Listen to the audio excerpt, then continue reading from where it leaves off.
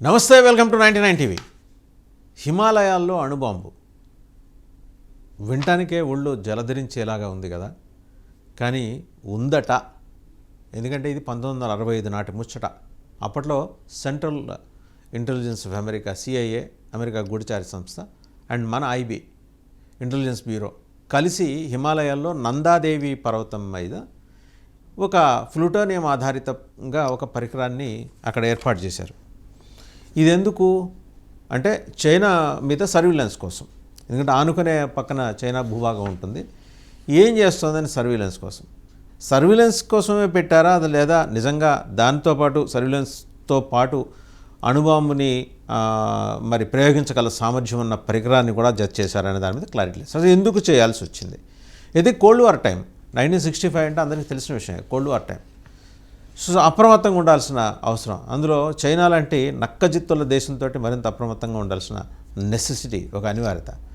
So CIA సహకారం తీసుకుంది భారత ప్రభుత్వం, ఇంటెలిజెన్స్ బ్యూరో కూడా కలిపి, సిఐఏ అండ్ ఐబీ కలిపి, మన గూఢచారి సంస్థ. అయితే ఇది ప్లూటోనియం ఆధారితంగా పెట్టిన ఈ ఇన్స్ట్రుమెంట్ అంటారా, లేకపోతే అణుబాంబుని ప్రయోగించడానికి కావాల్సిన ప్లాట్ఫామ్తో సహా దాన్ని అక్కడ అమర్చారా? ఈ అంశాలన్నీ కనుక చూస్తే ఖచ్చితంగా అది అవసరమైన పక్షంలో చైనా మీద అణుబాంబు ప్రయోగించడానికి వీలుగా అక్కడ ఆ పరికరాన్ని అమర్చారు, ప్లూటోనియం ఆధారిత. But what happened? చాలామందికి సందేహాలు ఉన్నాయి. ఏం జరిగింది అనేది. ఏం జరిగిందంటే మంచు తుఫాన్లు వచ్చినాయి. వచ్చేసరికి ఏం చేశారంటే దాన్ని అక్కడ వదిలేసి వచ్చారు, ఆ పరికరాన్ని అక్కడ వదిలేసి వచ్చారు. మళ్ళొచ్చి చూసుకోవచ్చులని. మళ్ళొచ్చి చూడటానికి అదేమి బెంగళూరు సిటీ, హైదరాబాద్ సిటీలో ఉన్న ఐడెంటిఫైడ్ ఏరియా కాదు కదా. నందాదేవి శిఖరం మీద మంచు తుఫాన్లో కప్పబడింది. తర్వాత చాలాసార్లు దానికోసం ప్రయత్నాలు జరిగినాయి. ఇప్పుడు భయం ఏంటంటే ఇటీవల నేషనల్ మీడియా, ఇంటర్నేషనల్ మీడియా కూడా దీని మీద కథనాలు ప్రచురిస్తూ వస్తున్నాయి సమగ్రంగా. జనరల్గా ఇలాంటి టాపిక్ అంటే ఇంట్రెస్ట్ కదా, కథనాలు వస్తున్నాయి. ఆంగ్ల దినపత్రికల్లో కూడా వచ్చినాయి, అండ్ వేరే వెస్ట్రన్ కంట్రీస్ నుంచి వచ్చే డైలీస్లో కూడా దీనికి సంబంధించిన కథనాలు. ఇప్పుడు సమస్య ఏంటి అంటే, ఒకవేళ అది అక్కడే ఉండి ఉంటే భవిష్యత్తులో గంగానది ప్రవాహానికి, గంగానది ఉనికికై కూడా ప్రమాదం కలగచ్చు అని చెప్పేసి. సో ఇది చాలా ఫ్రైటనింగ్ ఫ్యాక్ట్. దీనికి సంబంధించి శాస్త్రవేత్తలు, సైంటిస్టులు అందరూ కూడా వాళ్ళు ప్రయత్నాలు చేస్తున్నారు. ఒకవేళ నిజంగా అది అక్కడే ఉండి గంగానది జలాల్లో కనుక కలిసి వచ్చే పని అయితే దాని ఇంపాక్ట్ ఎలా ఉంటుంది? అసలు ఇన్నేళ్ళు ఎందుకు తీసుకుంది? 1965 ఎక్కడ, 1925 ఎక్కడ? ఎంత అయింది? దగ్గర 60 ఏళ్ళు. 60 ఏళ్ల పాటు ఒక పరికరం అక్కడ ఉంటే ఖచ్చితంగా మంచు తుఫాన్లో కప్పబడి ఉంటే అది ఏం కాదు, అట్లనే ఉంటాయి. బట్ దాని ఇంపాక్టు, చలి తీవ్రత వల్ల పరికరంలో ఏమన్నా ప్లూటోనియం ఆధారిత పరికరం కాబట్టి దాంట్లో ఏమైనా మార్పులు చేర్పులు సంభవించి లీక్ అయితే ప్లూటోనియం, అదెంత ప్రమాదం అనే దాని మీద ఇవాళ సైంటిస్టుల బృందాలు ఆందోళన వ్యక్తం చేస్తున్నాయి. వాళ్ళు పరిశోధనలు సాగుతున్నాయి. 64లో చైనా మొట్టమొదటిసారిగా అణుపరీక్ష జరిపింది, మనకు తెలుసు, 1964లో. దీనివల్ల ఏంటంటే దాన్ని ఇమ్మీడియట్గా థ్రెట్ ఫీల్ అయ్యేది ఎవరు? మనం ఫీల్ అవుతాం, భారత్ ఫీల్ అవుతుంది, అమెరికా కూడా ఫీల్ అవుతుంది. ఎందుకంటే ప్రపంచ పోలీస్ కదా, మనం కదా అణుపరీక్షలు చేయాల్సింది, మనం కదా ప్రపంచం మొత్తం మీద పెత్తనం చేయాల్సింది. చైనా ఎవరండి? సో మరి దాన్ని కట్టడి చేయాలంటే ఏం చేయాలి? భారతదేశంతో కలిసి హిమాలయాల్లో వాళ్ళు ఒక ప్లూటోనియం ఆధారిత పరికరం ఏర్పాటు చేసుకున్నారు. ఈ రెండు కలిసి ఏం చేసినాయంటే, సిఐఏ కానీ ఐబీ కానీ కలిసి చేసింది అంటే, చైనా అణు పరీక్షల మీద అలాగే అణు కార్యకలాపాలు గమనించేందుకు ఒక రహస్య మిషన్ స్టార్ట్ చేశాయి, ఒక secret mission. Natural intelligence agencies అవి ఆ పని చేస్తూనే ఉంటాయి. ఎక్కడంటే భూభాగానికి 7,817 మీటర్ల ఎత్తులో ఉంది నందాదేవి శిఖరం. అత్యంత ఎత్తైన పర్వతాల్లో నందాదేవి పర్వతం ఒకటి. ఆ శిఖరం, అందులో శిఖరానికి దగ్గరగా 7,817 మీటర్ల ఎత్తులో ఈ ప్లూటోనియం ఆధారిత పరికరాన్ని పెట్టారు. దీని పేరు ఏంటంటే స్నాప్ 19C. ఇదొక పోర్టబుల్ జనరేటర్ పరికరం అంటారా, పోర్టబుల్ జనరేటర్ అంటే స్నాప్ SNAP-19C. ఇది నాగసాకి బాంబులో వాడిన ప్లూటోనియం, దానికి సంబంధించి నాగసాకి మీద అమెరికా బాంబ్ చేసినప్పుడు వాడిన ప్లూటోనియం పరికరంలో 3వ వంతు సమానమైన శక్తి ఉందట. 1/3 ఆఫ్ ఇట్స్ కేపబిలిటీ. ఇది ఒకవేళ ఇది కనుక ఎక్స్ప్లోడ్ అయితే దాని తీవ్రత ఆ స్థాయిలో ఉంటుందనేది.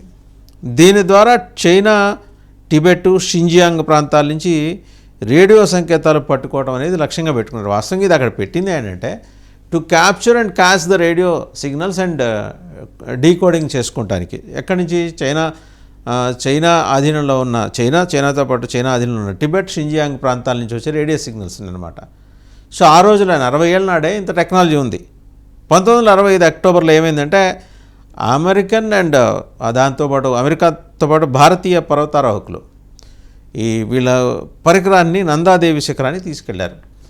న్యాచురల్లీ అలవాటు ఉన్నవాళ్ళు మాత్రమే వెళ్ళగారు. ట్రెక్కింగ్ పర్వతారోహకులు వెళ్ళి అమర్చారు, అక్కడ తీసుకెళ్లారు. అక్కడ అయితే తుఫాను కారణంగా ఆ పరికరాన్ని ఇన్స్ట్రుమెంట్ని rather we can supportable generator సైజులో ఉంటుంది కాబట్టి దాన్ని అక్కడే వదిలేసి వెళ్లాల్సి వచ్చింది. తిరిగి వెళ్ళినప్పుడు అది కనిపించలేట.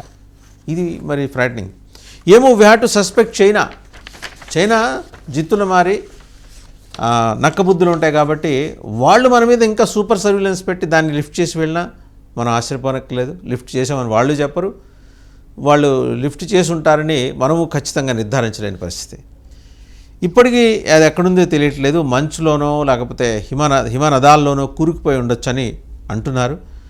ఇక దీని ఇంపాక్ట్ ప్రమాదం ఏంటనే దానికి వచ్చేప్పటికీ ప్లూటోనియం లీక్ అయితే గంగానది మూలాలు కలుషితమవుతాయి. ఇది ఎన్విరాన్మెంటల్ సైంటిస్టులు హెచ్చరిస్తున్నారు. ఇది పర్యావరణానికి, కోట్లాది ప్రజల ఆరోగ్యానికి, వందల కోట్ల ప్రజల ఆరోగ్యం. ఎందుకంటే గంగానది తీసుకునే డిఫరెంట్ రూట్స్ తీసుకుంటుంది, మధ్యలో పక్క దేశాలకు కూడా వెళ్తూ ఉంటుంది. పరికరాన్ని వెతికే ప్రయత్నాలు మొత్తం విఫలమయ్యాయి. రహస్యంగా ఉంచిన CIA-IB మిషన్ వివరాలు కూడా తర్వాతి డికేడ్స్లో అది బయటపడ్డాయి. న్యూయార్క్ టైమ్స్ కావచ్చు, ఇండియా టుడే కావచ్చు, వీళ్ళు ఈ పబ్లికేషన్స్ వాళ్ళు ఒక ఇన్వెస్టిగేషన్ స్టోరీస్ దీని మీద జనరేట్ చేసే ప్రయత్నం చేస్తూ వస్తున్నాయి, ఇంకా చేస్తున్నాయి కూడా. కోల్డ్ వార్ కాలంలో జరిగిన అత్యంత ప్రమాదకరమైన రహస్యాల్లో ఇదొకటిగా ఇప్పుడు మిగిలింది. ఇదే కనుక మనం ఒక్కసారి పర్ఫెక్ట్గా అనలైజ్ చేసుకుంటే భారతదేశం, దాంతోపాటు అమెరికా గూఢచర్య సంస్థ CIA సహకారం, ఇదొక ఆస్పెక్ట్ ఇక్కడ మనం గమనించాల్సింది. అండ్ చైనా అణుశక్తి ఎదుగుదల, ఇది గమనించాలి. హిమాలయాల పర్యావరణ ముప్పు, ఇది థర్డ్ యాంగిల్ అన్నమాట, దీన్ని కూడా గమనించాలి. సో ఇవాళ 1965 నాడు మనకి అమెరికాతో ఉన్న రిలేషన్స్, ఈరోజు మనకి అమెరికాతో ఉన్న రిలేషన్స్, దీని మీద అధ్యయనం చేయాలి. ఇది ఈరోజు అక్కడ ఉన్నది ప్రపంచ పోలీస్ కుర్చీలో కూర్చుంది డొనాల్డ్ ట్రంప్ కాబట్టి ఆయన చేసేది ఫక్తు వ్యాపారం కాబట్టి. సో దీనివల్ల మనకేంటి లాభం, అమెరికా ఏంటి లాభం, అసలు భారత్కి ఎందుకు సపోర్ట్ చేయాలి, ఈ సపోర్ట్ ఏదో చైనాకే చేసి చైనాని మన గ్రిప్లో పెట్టుకోవచ్చు కదా అనే దుర్మార్గపూరితమైన ఆలోచన ఆయన చేయొచ్చు. కారణం ఏంటంటే ఈ G7 ఏంటి, G8 ఏంటి, కోర్ 5 ఏంటి, G2 పెట్టుకుందాం, అయితే నువ్వు లేకపోతే నేను, అయితే చైనా లేకపోతే అమెరికా, ఏసీ అమెరికా అండ్ చైనా. ఆలోచించుకోమని చైనాకి ఆయన ఆఫర్స్ కూడా ఇస్తున్నాడు. ఇలాంటి పరిస్థితుల్లో ఆ పరికరం పొర్రపాటున CIA నోటీస్ చేసి క్యాప్చర్ చేస్తే రేపొద్దున మన నెత్తికి చుట్టుకుంటుంది, భారతదేశం నెత్తికి చుట్టుకుంటుంది. సో ఇది దొరకలేదు, ఇన్ని ప్రయత్నాలు చేసినా దొరకలేదు. ఏమై ఉంటుందనేది అర్థం కావట్లేదు. ఒకవేళ ప్లూటోనియం లీక్ అయ్యి గంగానది కలుషితమైతే మొత్తం భారతదేశంలో ఉన్న కోట్లాది ప్రజల ఆరోగ్యానికి ముప్పు కలిగే ప్రమాదం కనిపిస్తోందని స్పష్టంగా తెలుస్తోంది. సో కోల్డ్ వార్ కాలం నాటి పోటీలు ఎలా ఉండేవి, ఎంత ప్రమాదకరంగా ఈ క్రీడలు ఉండేవి అనే దానికి దీని ఒక ఉదాహరణగా చెబుతూనే ఇంటర్నేషనల్ మీడియా ఏమంటోందంటే ఇది 3 ముక్కలాట అయింది ఇప్పుడు చైనా, భారత్ అండ్ అమెరికా మధ్య. ఈక్వేషన్స్ అమెరికా పొద్దున్న ఈక్వేషన్స్ మధ్యాహ్నానికి ఉండవు, మధ్యాహ్నం ఈక్వేషన్స్ సాయంత్రానికి ఉండవు. పొద్దున గాఢంగా ఆలింగనం చేసుకొని తెల్లారి పొద్దునే కత్తులు తీసే తత్వం ఉన్న అమెరికా చేతికో లేకపోతే అమెరికన్ ఇంటెలిజెన్స్కో ఈ పరికరం కనుక చిక్కితే దీని ఉపద్రవం ఏ రకంగా ఉంటుందో ఒకసారి ఆలోచించుకోవాలి.